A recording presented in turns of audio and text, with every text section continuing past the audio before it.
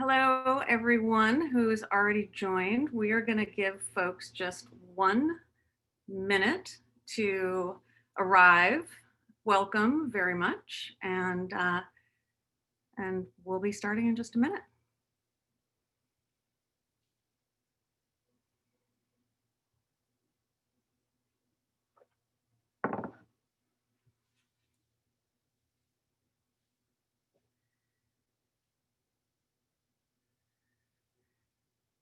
Quick note to everyone who has already joined. We're going to be getting started in just 1 minute.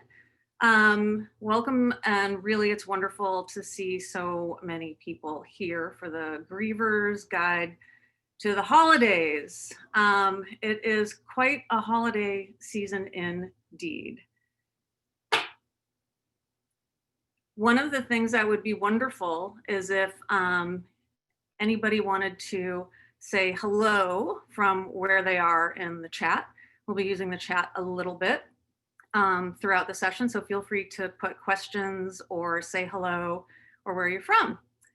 Hello back to Sacramento. We've got a couple of our wonderful panelists here from the California area.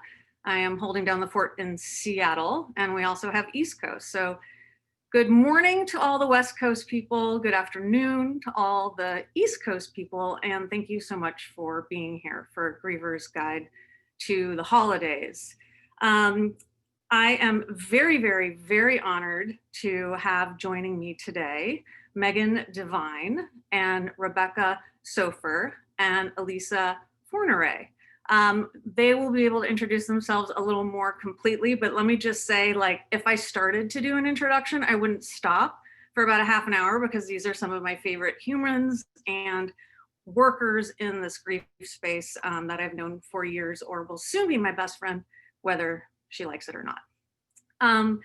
This is a conversation, and you're going to be able to hear from some of the folks to hear a little bit more about their work and what they do. We're going to hold questions to the end, but it would be wonderful if you have questions for the group, if you have questions for any of the panelists, or if you have guidance or advice or tips from your life or your experience about what is helpful, what is maybe not helpful for yourself or for others, for caregivers during the holidays. I bet we have a lot of good advice. And I've got somebody from Chaska, Minnesota. I grew up in Minneapolis. Hey, Chaska. Hey, Midwest. So really quickly, I also want to really deeply thank the sponsors for this event. There are many individuals who are doing incredible work in this space, and Safe Crossings is a foundation that has been doing grief support for kids and their families for 30 years. Also, Grief Coach is personalized grief support to your phone, and also Trauma Stewardship Institute does a lot of really amazing work about secondary trauma and PTSD and working with people who work with grief. So I highly encourage all of you to take a look at their information as well. We'll be sending out a link at the end of, well, not at the end of the session, but in a couple of days with additional resources and information and tips and advice from everybody. So thank you all from being here from everywhere. I would like to first introduce myself. My name is Chanel Reynolds, and I come to this work, as many of us have, kind of by accident, or the work found you. About 11 years ago, my husband was hit by a van, and we spent a week in the ICU, well, the ER and then the ICU for a week. And after many tests and, you know, nearly $500,000 in expenses, I made the choice that I knew he would want, because we had talked about it ahead of time, and removed medical support, and found myself at 39, a widow and a single mom with hardly any resources. And one of the things that I can say kept me afloat was the fact that by some crazy coincidence or karmic blessing from a previous life, 2 or 3 of my dear friends had been social workers in trauma units, and they really knew how to help. And one of the things I realized is that many people did not. And that for a, what I like to call myself, high functioning, native English speaking, legally married, college educated woman who considers herself, if not a little bossy, then certainly proactive. I didn't know what to do and nobody else knew how to help. And being from Minnesota, as some of the other people are here too, many of you might know that asking for help was about as fun as like peeling my skin off and lighting it on fire. I would be on fire. And if somebody asked me if they could put me out, I would say, nah, it's good, I got it. So I wasn't good at asking for help. I was not very good at receiving help. And I certainly didn't know what would be helpful. And so for all of us in this crazy, extra crazy time, one of the things that I have felt over this last year is most bewildering is that when you're grieving a loss, generally the rest of the world is kind of solid. We're all grieving in very big and very unique ways. And the rest of the world also feels like it's on fire with us. So how do we do that? How do we navigate that? One of the things that I thought was really important was, given that so many things are out of our control, I wanted to change the things that I could change. And so I created a website called Get Your Shit Together, because that was not a marketing phrase. It was what I said to my friend in the ICU, which was, oh my God, I don't have my shit together. And if that's happening to me, what is happening to everybody else in this hospital and everybody else in all the other hospitals and everybody else who aren't here yet or can't be here because they don't have the money or insurance, and the people who were here years ago and are still grieving. Get Your Shit Together quickly became more popular than I had realized. And 10 years later, I'm still doing Get Your Shit Together work, talking to people about grief and loss, getting their wills and stuff together, and have been able to join a community of wonderful people like yourselves and the End of Life Collective. And so one of the things I'd like to ask all of you is, what might be an intention that you can set for yourself for self-care, and what might be an intention that you can set to help somebody else this month? And so right when this started, I lit a candle for our group, and I would like to ask all of you to share with what might be your intention if you're comfortable, and we will absolutely have questions, time for questions at the end. So with that, I would like to introduce, or ask our first panelist to introduce herself to talk about her work. Alica Forneret is a writer and facilitator and host of Motherless Mother's Day, which is an event I have not had to go to yet. And I really appreciate that there is one there in the event, or when the event happens, that I will. So thank you all for being here. It's so wonderful to see that everybody is saying hello from all over the place. And I am now going to introduce Alica. Thank you so much for joining us. Thank you. Thank you for the sweet introduction, and thank you for having me today. I am Alica Forneret, and a little bit more about my work. So I got into this space. I got into the death space in 2015, quite arbitrarily. I was working on a project with a friend and a colleague at the time, and we were creating a creative resource, a digital resource around whatever topic we thought would be the most taboo and bizarre. So we picked death. And we worked on that for about a year, from 2015 into 2016. And I was talking to people about death in the abstract on a daily basis across the world. And a month before we went to print, my mom went into the ICU and died.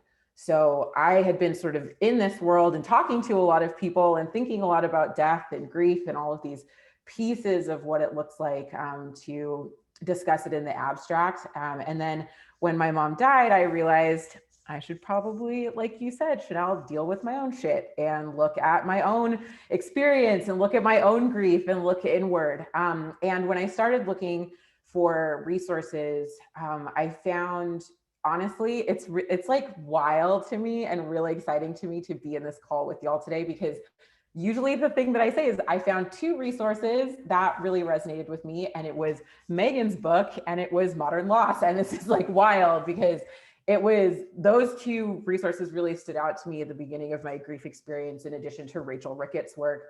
And from there, I was just like, everything else is not resonating. It is the doves and the rainbows and the angels and the you'll be okay, everything will be fine, recovery, recovery, recovery.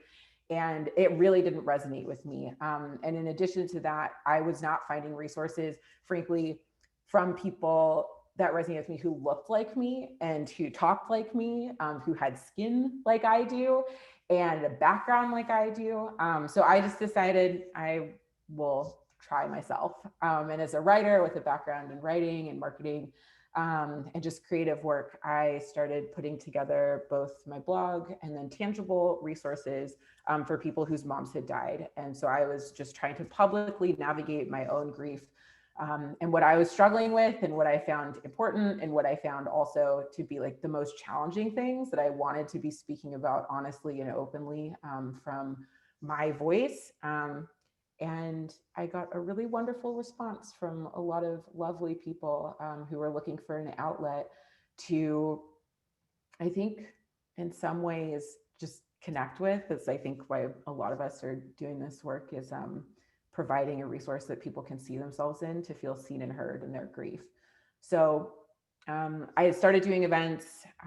Now I host events. I do consulting specifically focused on the workplace and how grief is navigated in the workplace. And then I also continue to write and do things like this and just get my voice out there and also, you know, lead in the space as a woman of color talking about this. And within the community of women of color that do this work really incredibly. And I feel like it's a really beautiful privilege to be here today and also to look forward to all of the work that I plan on doing in the future. And I will also say, Chanel, I'm really sorry. I was like, I'm going to look at the clock and I'm going to see what time it is so that I make sure I don't go over it. I did not do that. I am not in a place. So just let me know. I'm going to talk for a little bit. Just let me know when I'm done. You can talk for 5 hours as long as I'm here.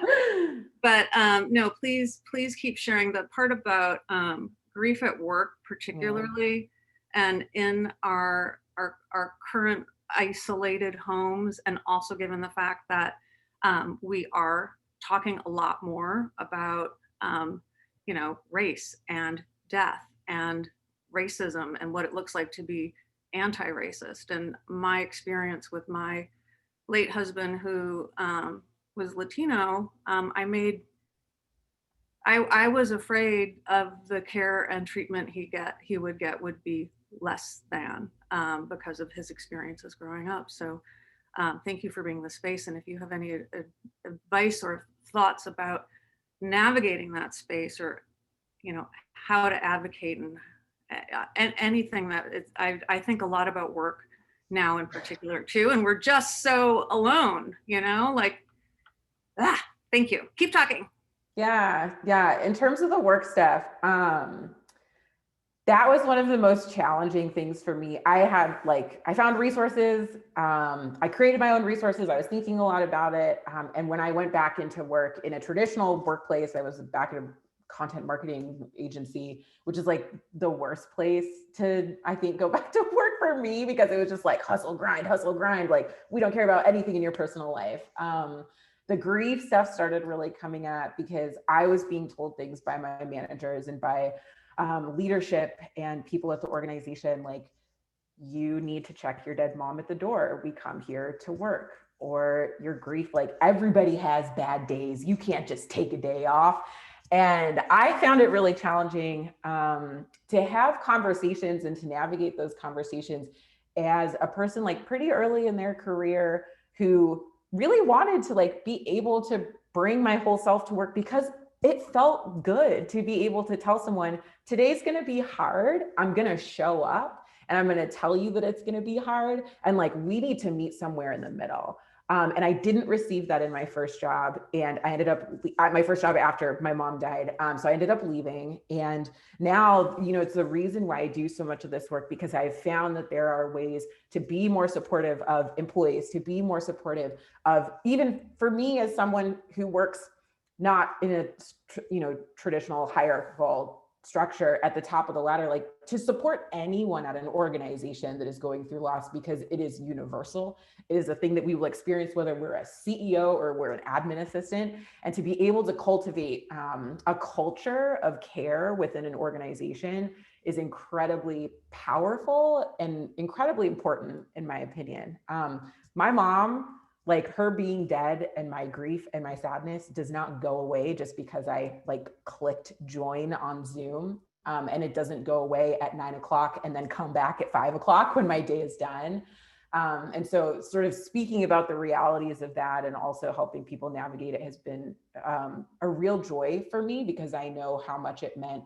I was actually at a modern loss event a couple of years ago, and I had a conversation with someone who's like, I am in the middle of suing my employer right now. And I was like, I'm not alone. Like, this nightmare of the workplace stuff is just such a reality for so many people. So being an advocate in that space has been really incredible. And then in terms of the race stuff, I mean, to be honest,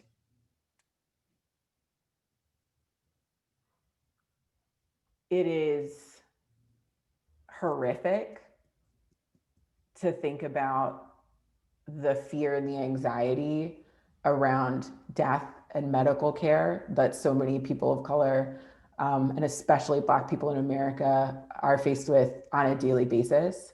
I guess when you ask for a piece of advice, the thing that I have found so incredibly powerful is specifically seeking out resources by or for people within my community. Being able to go to an event that is just for Black women who are grieving, or being able to go to an event that is run just by people of color speaking about grief, about intergenerational trauma, about the ways that grief impacts us very specifically and uniquely, has been huge for me. And being introduced to those kinds of people doing work like Alica Arthur, like Oceana Sawyer, like Lashana Williams, like all of those people are doing such incredible work that speaks to a very specific part of my identity that is a layer on top of the grief that I experience on a daily basis. So seeking out those resources and finding them, which like I am always really happy to connect people to, or to sort of speak to with anyone. That's changed the way that I grieve, and it's changed the way that I care for myself and what kind of media I let into myself, into my eyes and my brain and my life as I grieve. Yeah. Wow. Thank you. Yeah. One of the things that many of us have experienced is feeling so alone. And we are so alone, not just in our heads, but in our homes or our apartments, and we're feeling vulnerable in new ways also. And so this is a question for the group, but also Elisa, if you have any specific resources, we'll make sure to share them out in the chat for everybody as well. But maybe a few of your kind of go-to resources, and then maybe thoughts for rather than doing the alone late at night Google that millions are doing, which was, what do I do if someone dies? I got back like an AARP and like a military service thing. And I'm like, that's not going to work for me. Like, I'm still dateable. Like, I'm not like, do you have, if you could just share again, a couple of your favorite resources and or places to go for people who are in that space where, oh shit, I'm feeling super vulnerable and like, I don't have any support. Yeah. Again, like Alica Arthur has been an incredible resource for me. Oceana Sawyer runs BIPOC death cafes that are specifically just spaces, private spaces for people of color. Lashana Williams does a lot of incredible work. And then I would say there's a couple other resources that I use that are specifically focused on rest and finding rest, whether it's grief related or not. And that would be Flory from the Rested Revolution, and then also the NAP ministry.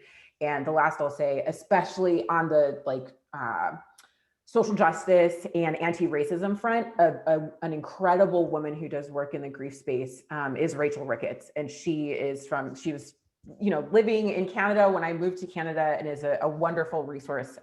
She just wrote a book that I'm like, yes, please. That's like what I want in the mail for Christmas. So those are a couple of people, and I can share all of that after. Wonderful. Thank you. Thanks for sharing the NAP ministry. When I first found them, I was like, validation.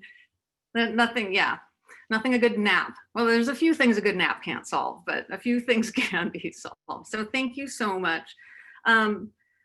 I was really remembering the part about going to work and having very unsupportive managers or unsupportive community or friends or family, or those who are too afraid to talk about anything, that they just disappear out of your life. I had an instance, I think it was like a year after my husband died, and I was at IKEA getting one of those giant things off the shelf, and I saw across the way, and it's me, like trying to fight this giant thing. And I saw two people that I knew kind of, and I saw them see me and walk away and go in the other direction because it's too hard for them. Also, I'm like, I'm about to be smushed by a giant box. So like, could anyone come over here and help, even if you don't know that like I'm recently widowed and might cry at any minute? So when Megan and I first connected, she and I both lost, coincidentally, ironically, I'm not sure which one it is, our person the same week, many moons ago. And it's been wonderful to have a book with a cover on it that says it's okay that you're not okay. And I'm like, as the Midwesterner in me is really still has a hard time admitting that I'm not okay, or that today might be a hard day, or today's an anniversary day. So Megan, welcome, and thank you for joining all of us here. I would love it if you would share a little bit more about your work and the writing groups that you do and connecting with people as well. Yeah. So, listening to both Chanel and Alica talk about sort of your grief work origin study, it's almost like naming a lineage, right? Like here's how I found this, and here were my guiding stars along the way. I'm totally gonna cry, just so y'all know, it's what I do, right? This is emotional work, and all of us do it for a reason. What really gets me emotional now is thinking about the relationships, right? Like I can't listen to Chanel's origin story without remembering what it was like 11 years ago in those early days, right? Remembering how bleak it was out there, not just because our people died. So my partner drowned the same week and the same year that Chanel's husband died. So we bonded over that, right? But not just the event itself, but the social and relational and economic and what's the word that I want?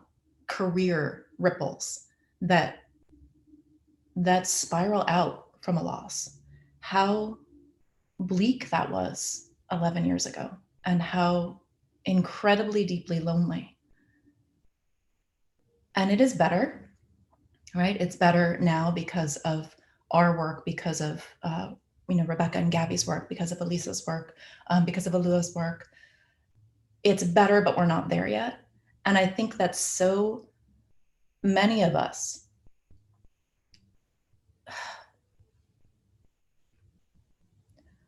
do this work because of that loneliness, right? And it gets me because I still feel it. Like we do this work because of that loneliness. And to bring this into sort of modern times, current pandemic clusterfuck of everything, I think what we're seeing is the vocalization of loneliness across larger swaths of humanity than we're accustomed to seeing or hearing. I don't think the loneliness that is being expressed is new in any way. I think that the conversation about it is new. And to think about what you just said, Chanel, is like the Midwesterner and you is not okay still claiming messiness, claiming vulnerability or emotions, or not being okay, or not performing as having your shit together. There is so much unspoken pain on so many different levels. And it has to be okay to talk about that stuff. It has to be okay to talk about how hard it is to lose somebody you love. It also has to be okay to talk about how hard it is to be a person of color, how hard it is to be in a gender non-conforming body, how hard it is to be in a body or brain that doesn't function in the sort of statistical norms. It has to be okay to say ow in this culture. And we are, I think, in a really painful period of starting to realize how much pain there is in the world, in ourselves and in each other, and how completely we need to change the way we listen and the way we respond to pain in ourselves, pain in each other, and pain in the wider world. And so while this pandemic and the more visible fights for racial justice are shitty and uncomfortable and challenging, they are also a much needed catalyst to start talking about pain.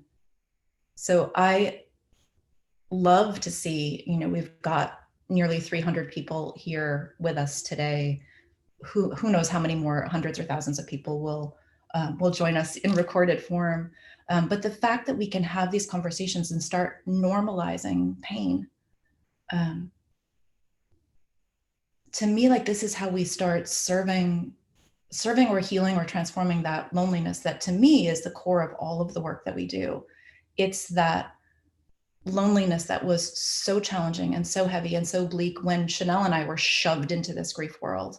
And I don't want to speak for you in any way, but I do feel like that at least from my perspective, is a generating force for a lot of us. And I think, Elisa, you spoke to that too, with the importance of seeing your own face reflected, your own experience reflected.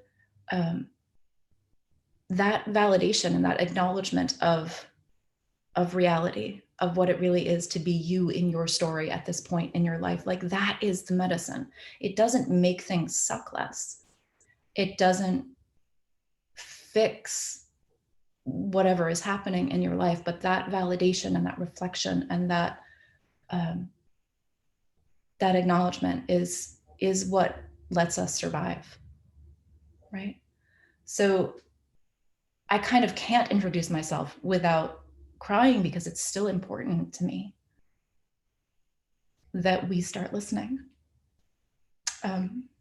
Ask me some questions, because otherwise I'm going to go up into not crazy tangents and take up lots and lots of time. So, well, again, give me something. I'm so glad that we organized this talk to last 5 days, because I don't know if anyone, I don't want to get off. There was a question from the group, and I know this is something that we've talked about, but the showing of emotion and anger when it comes to grief, and even more so during the holidays. There's the, like, my kids don't get to have their dad, and I'm fucking pissed about that. And also, I don't get to be with my dad because of the pandemic, and that there's the anticipatory grief that we're all experiencing, as well as lots of energy around anger and women being angry. Yeah. And oh my gosh, I hope we have 5 days, because I can totally go off on this one. Okay. So, well, if you could share with us, and we'll make time at the end for questions, but the anger part of grief is very complicated. Okay, so 2 things. One, I think that any show of emotion is uncomfortable. Now, I do this for a living. I literally cry in almost every single interview, and I still apologize for it in some fashion, right? And that's a discomfort with showing a level of emotion, right? So for me, I'm a crier. I literally cry in every interview. So emotional expression in general is still sort of taboo, right? We feel like we have to apologize for, I'm so sorry, I'm kind of disorganized and kind of a mess. And I'm so sorry, I'm so pissy today. Especially for women and women identified folks, apologizing for being emotional is like, that is part of the dominant paradigm that we're working to dismantle in our own, various ways.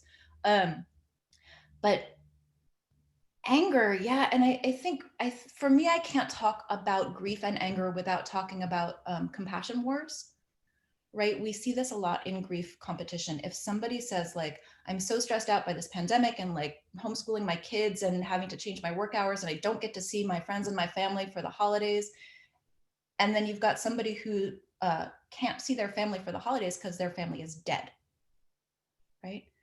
And because we have such a shortage or believe that there's a shortage of compassion, we get into these scarcity battles of like, yeah, well, you think you have it bad. You get to see your father next year when this pandemic is over and we have a vaccine, but my father is dead and I can't see him again.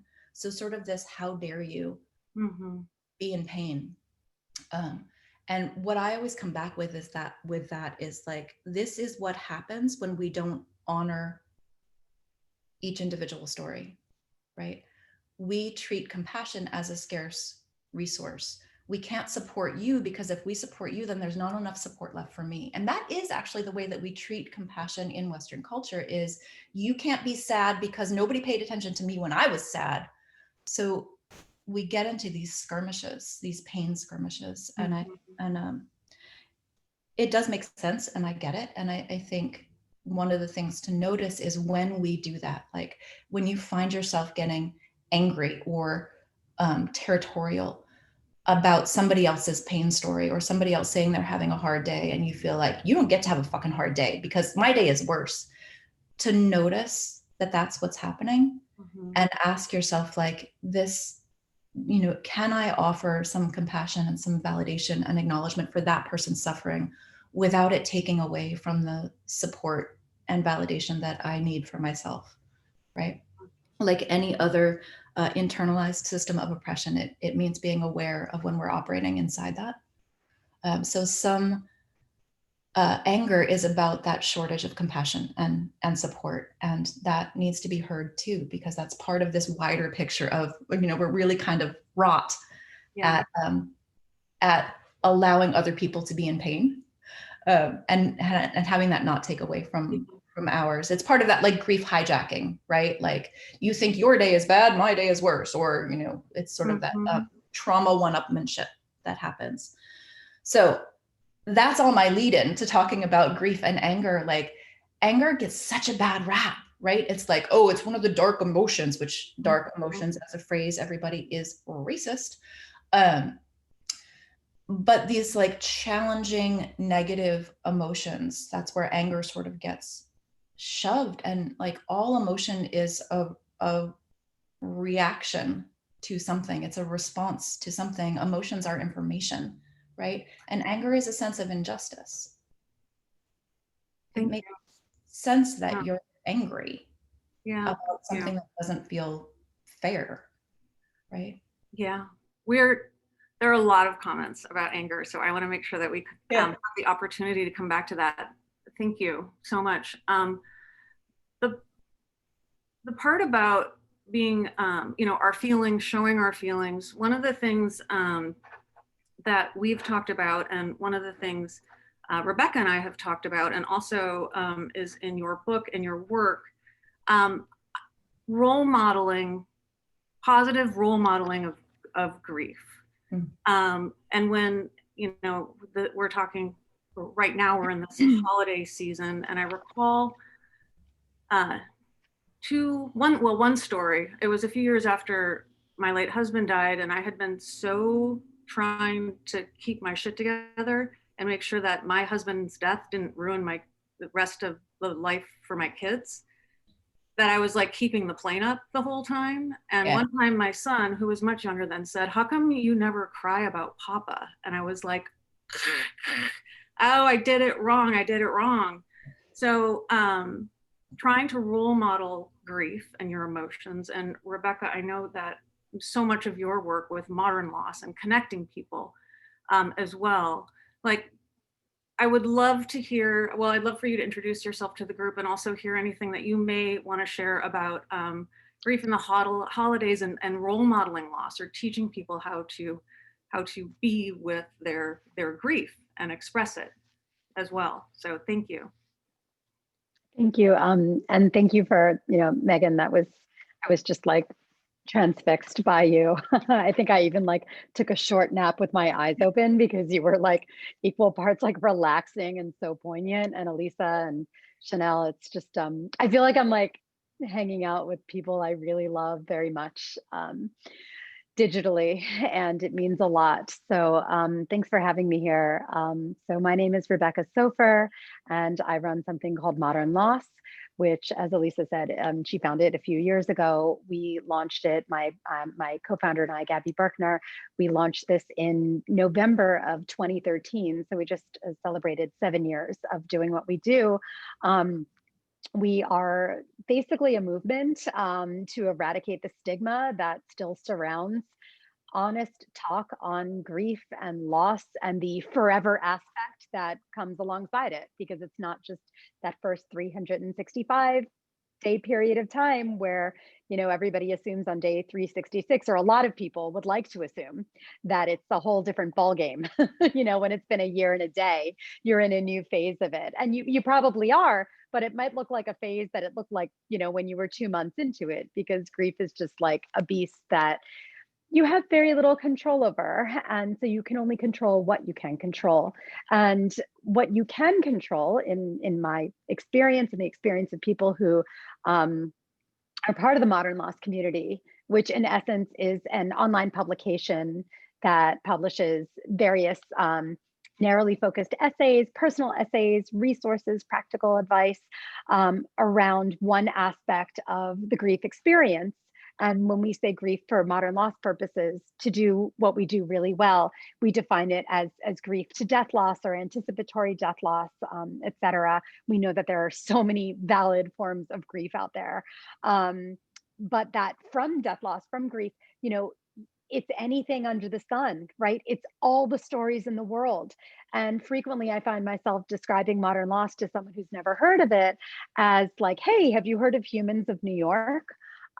Yeah, like who hasn't, right? It's a great endeavor by Brandon Stanton. And what is it in essence? It's, these amazing stories, and the common denominator is like everyone is human and everyone is in New York, at least the Humans in New York portion of it.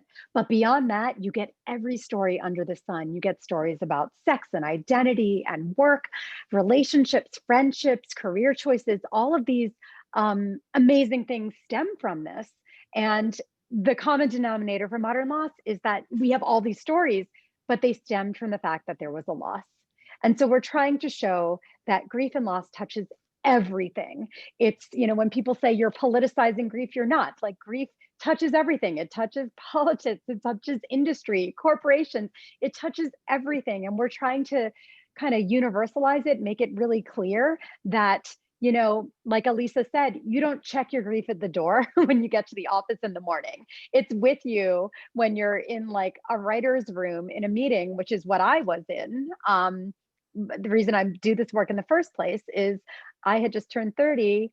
I was a political satire producer. I worked for the Colbert Report. Like, this was not my life plan. I was going to be, a producer of really thoughtful, amazing content and make like a very little salary for doing it. But, I was going to love it because it was God's work to me. But instead, my mother was killed in a car accident while I was working at a daily television show. And almost 4 years after that, my dad died. So by the time I was 34, neither of my parents were alive. Wasn't my life plan, wasn't anybody's life plan. And it hit me very quickly that, not only is this like grief, clearly it's isolating, it's lonely, but I was in a period in my life where I was trying to build up so many aspects of my life. And I wasn't, a child, and I wasn't in the latter stages of my life. So I wasn't like surrounded by kind of support mechanisms that you would hope would be in place like guidance counselors or other grown-ups who, you know, were concerned about you or had legal responsibilities for you. I wasn't, you know, surrounded by peers who all of whom could, or many of whom could understand what it feels like to like lose a partner or lose friends. I was just kind of 30 and single and going to work every morning and expected to be funny, expected to make jokes, which sometimes I wanted to do, and sometimes it drove me insane. And I realized that it was really hard to like toe the line between building up all of these things that I wanted in life, and I still wanted them, and also extreme loss. And I had to navigate both worlds every single second of the day because I wasn't sure when the sneak attacks were going to come, because grief has its way with you. And so out of that came modern loss, out of that isolated experience. And Gabby and I met as friends through that experience.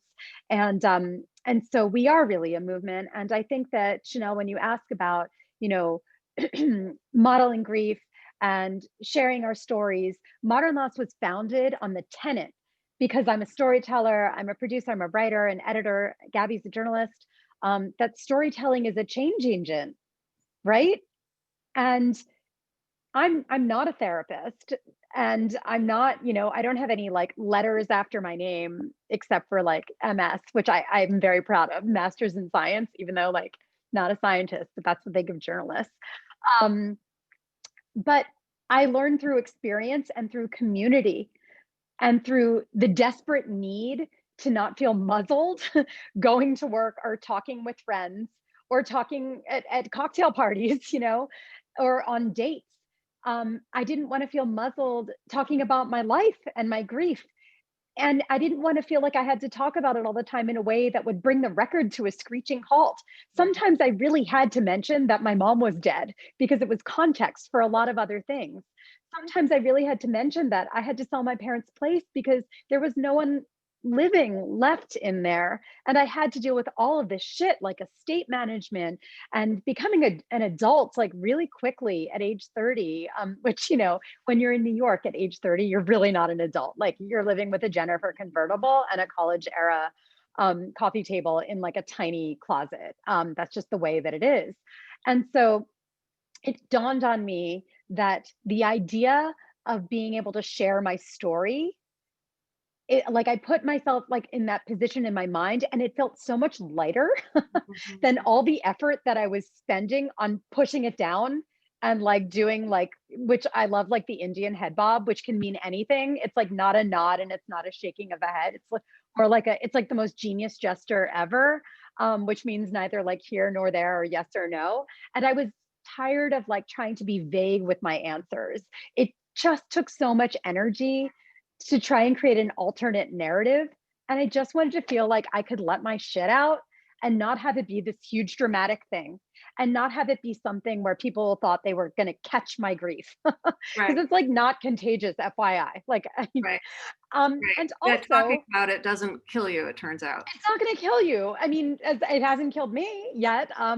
But you know, I think the bottom line is that I realized that the more we can share our stories in ways that are raw and vulnerable and open and candid and fearless, we're just going to make it better for the next person who goes through it. We're not doing anyone any favors by doling out platitudes and Right. assuring someone that it takes a year, or saying, you know what you should do, or like you say, like the hierarchy of grief, which is total bullshit. Like everyone's reality is their own and deserves to be examined and honored and have space held for it because it's your reality. And the Um, more that we can do that, the more we're just going to like eradicate this stigma. So that's what right. modern loss is. I love it. And the word stigma is so important. And one of the things when it comes to the holidays is all of this architecture or foundational stuff or stigma or expectation about the holidays needing to look the same or the holidays can't be the same.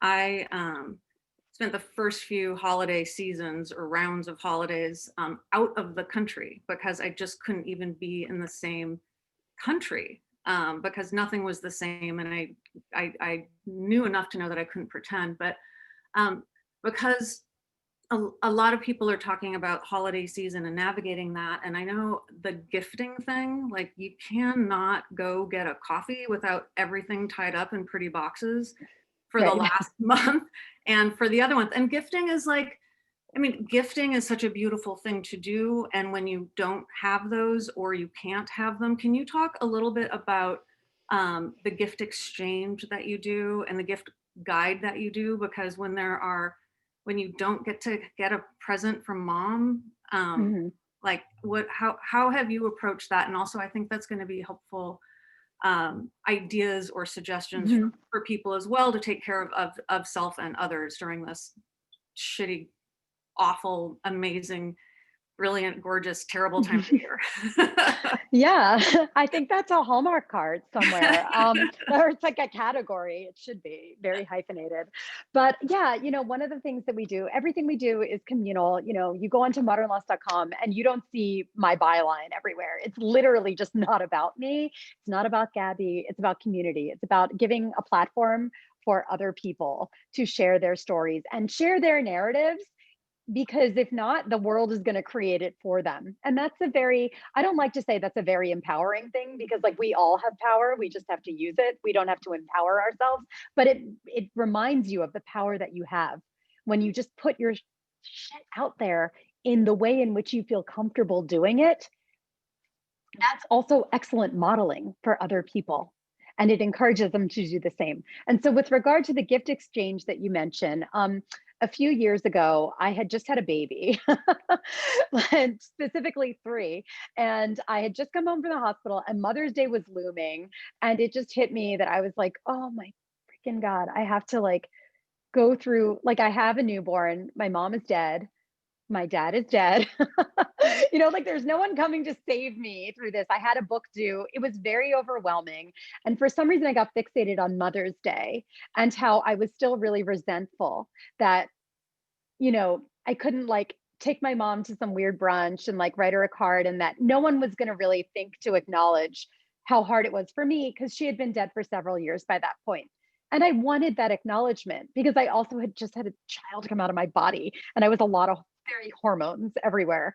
And so I started this thing called the Modern Loss Mother's Day gift swap.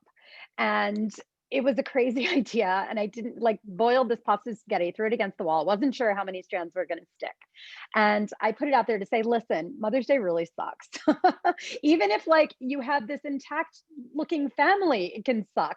If you're alone, it can suck, or it doesn't suck. But if it sucks for you in any way, maternally, like related to a loss, like a miscarriage, a stillbirth, a partner, anything, then sign up for this gift swap. And we're going to personally match you with somebody else for whom that it totally sucks too. And you're going to acknowledge each other. You're going to send each other a card. You're going to send each other a gift. And you're just going to make that person feel seen. And also, you're like, I'm a big gift giver. I'm a big hugger. Like, I don't do well when I can't like I'm like Fleabag. It's like I have all this love, I don't know where to put it, and that's really torturous for me at times. Hopefully I'm like not too much like Fleabag because she was a little bit of a disaster in season 1. But but and so I just wanted somewhere to put it. Like I wanted to do something for somebody. And like hundreds of people signed up and I matched them. And so we started doing it then for Mother's Day, Father's Day, winter holidays. Now we do it for Siblings Day, which is an actual day because a lot of siblings feel disenfranchised in their grief. And so right now we're doing the Modern Loss Winter Holiday Gift Swap, which just for this event, I kept open. I opened it up for one more day for anybody else who wants to sign up. And it's like announced on our Modern Loss Instagram. You can find the post and go to the link there. And so, yeah, like hundreds of people are going to be sending each other gifts and cards and we get it. And I'm actually about to run an essay that was pitched to me by somebody who said, listen, I was matched with someone 2 years ago for the gift swap. We both lost babies and pregnancies. And now we're like super good friends. We've started a project together, a pen pal project that like we're pushing out publicly. And this was the like, this is how we met. And this helped us move through our stories and move through our grief together. And so like, even just hearing one story about that means everything, because like you know, and I think there's like a Jewish saying, it's like you save one life, you save the world. Like, I mean, if you just help one person, you're helping a world, because you don't know the ripple effect that that is going to have on the world.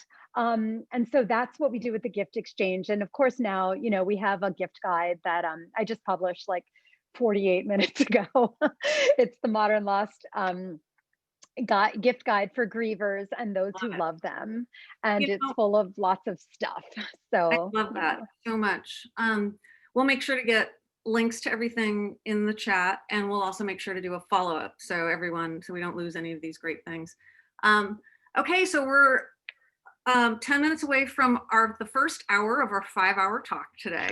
Because, but one of the things I wanted to ask, you know, there's a lot of, you know, talk or suggestions or advice, good or bad, or good for some, bad for others, about showing up. And this year, showing up is extra challenging and complicated. So I wanted to give you all an opportunity to answer any of the questions that popped up, or anything that in addition you wanted to share. And what I would ask is if there's also any bit of advice, like one thing that you have found that is especially helpful for self when taking care of your heart and your grief, or caregiving for others. And one thing that you have found is helpful when connecting with other people, or feeling challenged to connect with other people. And there's lots of please do this, and also very good advice in all of your writing about don't do that. So either a do or a don't, but I would love to hear for self and or others, and give you all a minute to be able to you know, close out. And there are so many questions, and I think we're really hitting a lot of them. So Elisa, I would love to give you the opportunity to circle back to you, since you got to go first, but also now there's all sorts of other goodness in the chat and everywhere else. So any do's or don'ts or advice for self or others that you would want to share with us? Yeah, I think in terms of an offering for self, is one of the things that I have learned, and I'm continuing to like learn and apply, is allowing myself flexibility, especially around the holidays and the end of the year. As like Megan commented the other day when she emailed me, I have a vacation responder that is on all the time. I am not on vacation. I am working a lot. But I've built in some systems into my life and my work that allow me flexibility so that I am not always on for other people. I also will say, like, I was showing this on my Instagram last night and it's on my desk. I like literally have a piece of paper that has a checklist of like what I do in the morning, what I do in the afternoon, what I do in the evening, to just make it through the day, because that is what I feel like I have the capacity for right now. And then I also have a list at the bottom of things that feel good. So that for me, the biggest thing I've also learned in this flexibility is that the decision making when I'm grieving can be so challenging. The decision of what to eat for dinner, like I am already thinking about it and stressed about having to make that decision today. And figuring out things that are going to feel good to take care of myself when I am so deep in anxiety related to grief can make it really challenging. So I have like a list that literally is like light a candle, go outside, get in water. And I think that I do that kind of planning and set the vacation responder and do all of these things when I feel pretty good, so that on the days that are truly terrible, I don't have to rack my brain to figure out what I'm going to do next. I like have it on a piece of paper at this time of year. So yeah, that's the self stuff. And that's what I'm really focused on right now too, is like, I am showing up, opening my eyes every day and just getting through right now. So yeah. Thank you. I love that. I love lists. I have many of them all over the place. It's referring back to them. Thank you so much. I appreciate that.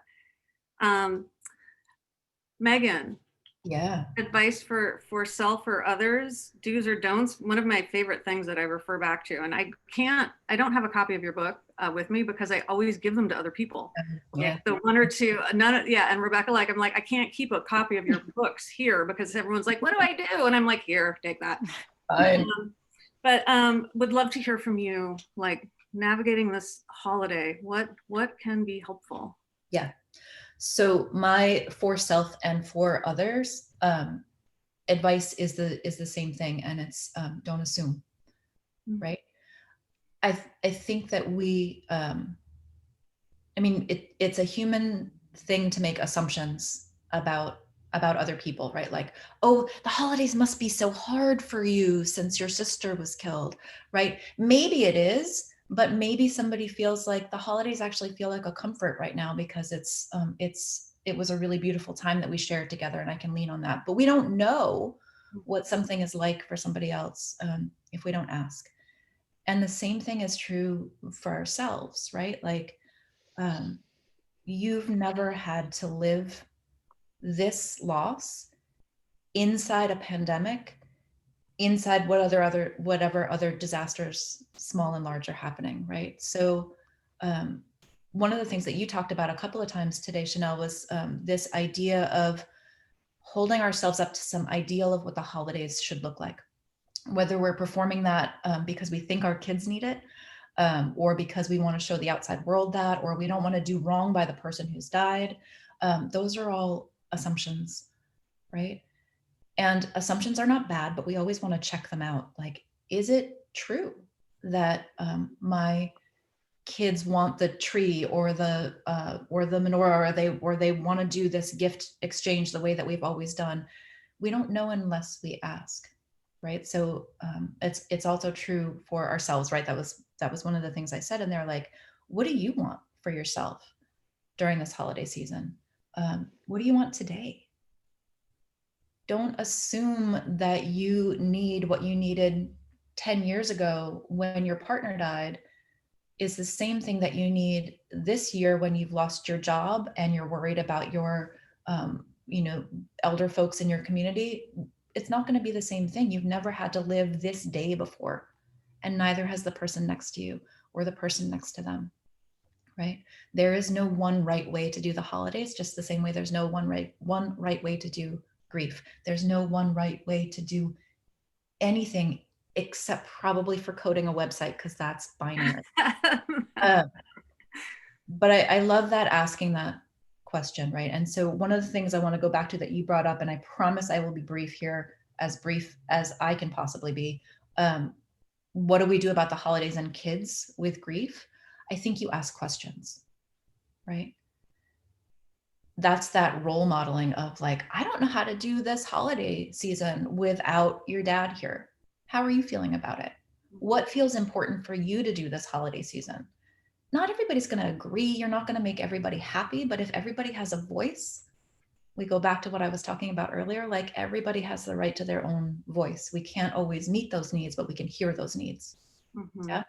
Mm-hmm. I think we have a much better chance of getting that dream holiday we think we should be getting if we check out, what does that dream look like to everybody and to me today? And what are the ways that we might work together to acknowledge the blank space or the empty chair or the thing that's missing, whether that thing that's missing is a tradition we don't get to do because of the pandemic, or because it's a human whose absence is very present all the time. Yeah. That giving yourself permission, even if you need to write it down and put it on a sticky note somewhere. All the sticky notes. Yeah. And cutting yourself some slack. That was one of the best pieces of advice I got. Like so Chanel, you're now single parenting and you're doing this thing and you're trying to do this. And now you want to like bake cookies, like gingerbread cookies. I'm like, well, it just seems like the thing I should do. And they're like, you don't bake though.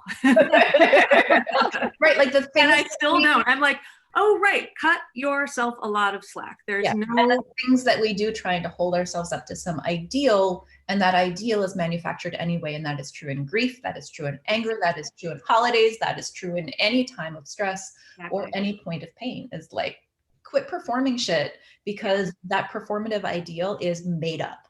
It is indeed. And probably inherently problematic for lots of reasons. Yes.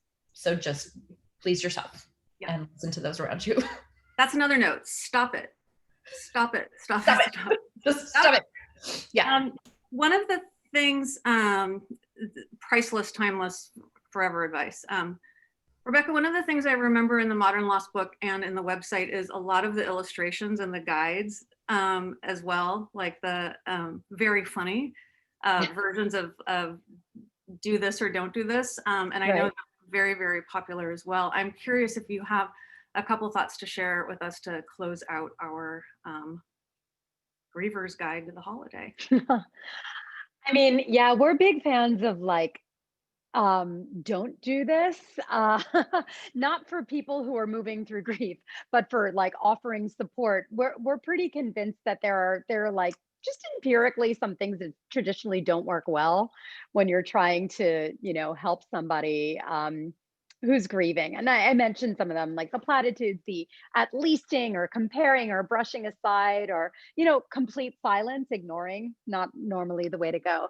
But when it comes to the do this, I think that it's kind of just like you do you, as long as you're not hurting yourself or anybody else. Whatever feels right in the moment is probably the right thing to be doing for yourself. And when it comes to the holidays, I feel like I spent the first few holidays, we all know that the holidays are a time machine, right? And that while any given like random Tuesday night is a huge night for grief, when your mom died or when you had a stillbirth or, you lost a partner, especially holidays that we associate with rituals are incredibly difficult traditionally, or can be, as Megan said, it's not always, but can be, because we know exactly where we were at a certain point in time on that exact day, that exact night, 4 years ago, 3 years ago. We know who we were with, we know which roles everybody was playing, and now one or more of them, or maybe someone we had hoped would be with us, is not there. And we've lost dreams of our present, we've lost dreams of our future, and that can make these holiday periods, especially, just a mess emotionally, because we brace ourselves, and we all know on this Zoom that we don't brace ourselves starting on Thanksgiving. We brace ourselves starting in like September. Okay. And I'll wrap up because I know we're out of time. But we brace it, like anybody who's grieving is going to brace themselves in like the early fall because we know what's coming. But what I learned really well, and I think what a lot of our community members learned, is that there's only so much planning you can do, because you can do all the planning until the cows come home about how you're going to do it. This year in pandemic, you're going to do like a Zoom on Christmas Eve with your friends, and then you're going to do a crafting project, and then you're going to like do 40 Peloton classes because that gets the lead out, and then you won't have any neurons left to think about how miserable you are. But maybe when the day comes, you actually just feel like doing Chanel, like baking, even though you're like a shit baker. Maybe that feels right. And so do that. And the thing that I think, when you say don't assume, Megan, like we always say, kind of like, let the day be the day, make all of your plans, create all of your backups, alert all of your support systems, like call your friends in advance and your family and tell them, hey, FYI, like this might be really hard for me, just check in. And you might be fine, and you might not want to do any of the things you planned and do something else instead. As long as it's not hurting yourself or anybody else, just do it and let the day be the day, And I think that hopefully should take some of the pressure off of trying to do the holidays right as a griever, or as somebody living through a global pandemic, because it's new for all of us. Right. Indeed. Thank you guys so much. Wow. Okay. Hour 1. So now we're moving into hour 2. No, but we could be here forever. I just want to say thank you all so much. Alica, Rebecca, Megan, it's always a joy. And thank you so much for all of your wonderful, thoughtful, personal, professional, expert stories and advice for everyone else. I am going to blow out our candle for this particular event, and thank you all. You'll get a follow-up with all of these wonderful resources. Thank you for coming, and you are all free to go. Please follow up with me or the group. And if you want to stay on the chat for a minute, I just want to say thank you to the End of Life Collective, EOL, for hosting this event for all of us and making it possible for all of us to connect with all of you. So if anyone is interested in remaining after the close, which is now, we will show a short video if you wanted to learn more about it. Other than that, thank you all so much. It's an honor. And thank you all for joining us. Thank you. Thank you.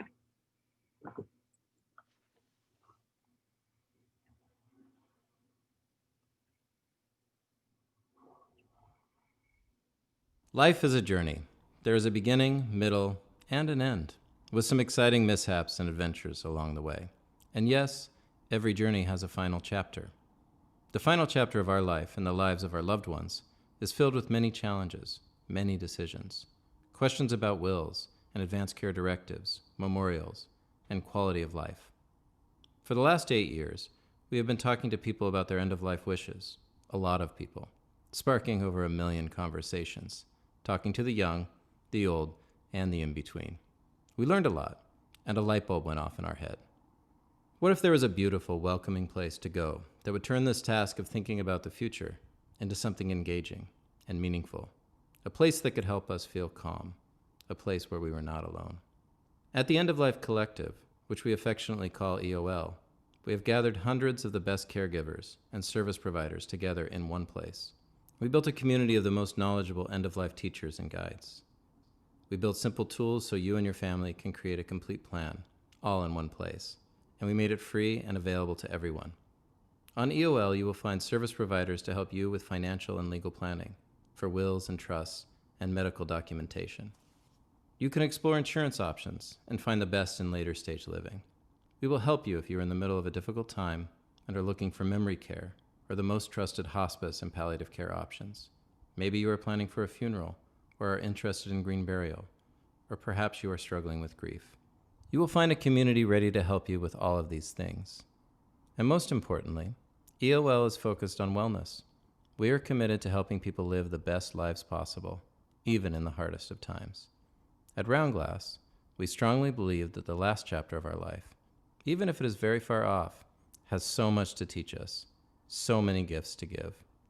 EOL is a place to gather together and plan for life's last chapter. This is the very beginning of this new adventure. Take a peek and let us know if you like what you see.